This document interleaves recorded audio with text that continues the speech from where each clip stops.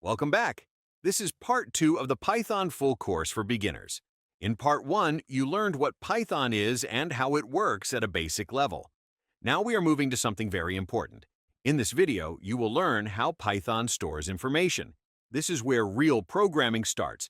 Do not rush, just listen, watch, and understand the idea. Everything in programming is data.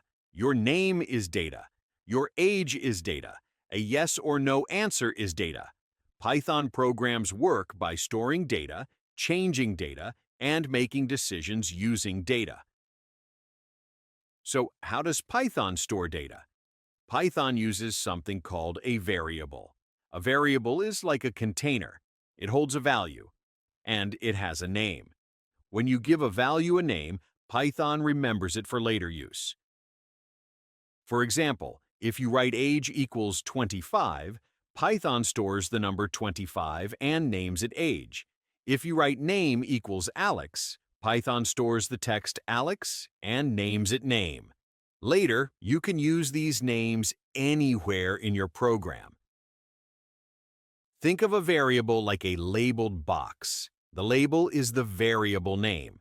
The item inside the box is the value. You can change what is inside the box, but the label stays the same. This makes programs easy to understand. Python has simple rules for variable names. A variable name must start with a letter. It can contain numbers, but not at the beginning. Spaces are not allowed. Good variable names are clear and meaningful. Bad names confuse both Python and humans. Always choose names that explain what the data means. Now let's talk about data types. The first type is numbers.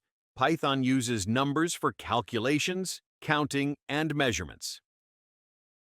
An integer is a whole number, no decimal point, just full numbers. Examples are age, count, and score. Python calls this type int. A float is a number with a decimal point. Prices, heights, and weights are often floats.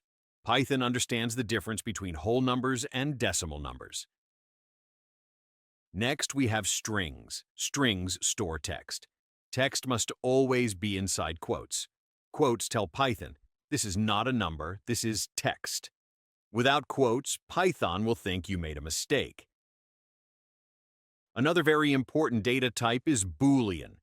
Boolean has only two values, true and false, yes or no, on or off. Booleans are used when programs make decisions. For example, is the user logged in? Is the payment completed? Python is smart. It always knows what type of data you are using. You can also ask Python what type of value is. This helps you understand your program and fix mistakes faster. Programs are more powerful when users can give input. Python allows users to type information. But there is something very important to remember.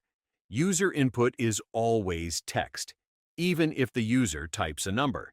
If you need a number, you must convert the input. This is a common beginner mistake, so remember it well.